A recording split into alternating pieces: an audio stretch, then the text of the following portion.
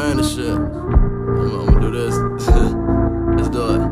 Loud. Hey look, I start the shit the same way I end it. You confused if you think I'm finished. Take a noose and lynch all these rappers. You and I know we are not alike. See, you the type to do this shit for fame, and me, well, I'm insane. I could've never changed. I swear that all these pussy rappers, they the same. They keep the shit, the message with the phone. It's smart, they got their diamonds out. That's for the photo. Why them niggas drive snitching like they Robocop? But they should be ashamed of where they lie to y'all all al dente. Being done, I'm more Al Bundy. That's apathetic. When Ted Bundy kill everything, I'm like Bumper Johnson, no syndicate. Oh, you dope as fuck, but that's interesting. Well, I'll be the judge. E aí galera, Daniel Lopes. Hoje eu vou falar um pouco sobre a Paraty que montamos, terminamos o projeto. E hoje eu vou mostrar um pouquinho do que a gente fez nesse carro aí. Vamos lá? Colocamos uma bateria Crowd de 80 amperes, própria para som. Fizemos a parte de energia, seria a parte do disjuntor, seria para as partes do compressor. Um porta-fusível para a parte do bloco, da suspensão. E fizemos um porta-fusível faca, que é para alimentar a parte do som, né?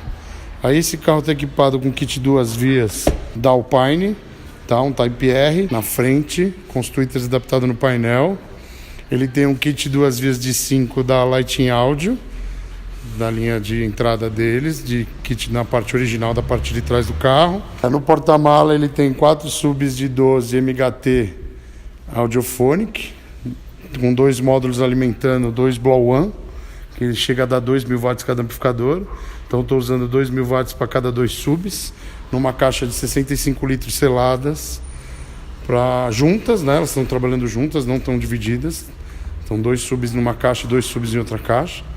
Aí eu tenho um módulo 4 canais também da Audiophonic. E a gente tem também um capacitor de uns 4 farads, mais ou menos, que está segurando a parte também da energia, que fica dentro da roda do carro. Colocamos 2 compressores Vier, os 480. Fizemos um hardline bem simples, mas bastante funcional. O cilindro está com o cilindro da Lift, o filtro está com o filtro do Castor.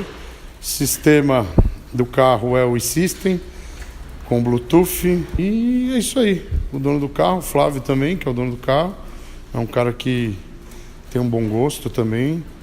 Teve paciência de esperar, montando o projeto há um bom tempo. E é isso, agora o carro está pronto e só partir para as ruas. E ficou maravilhosa, né? Paraty não tem nem o que falar.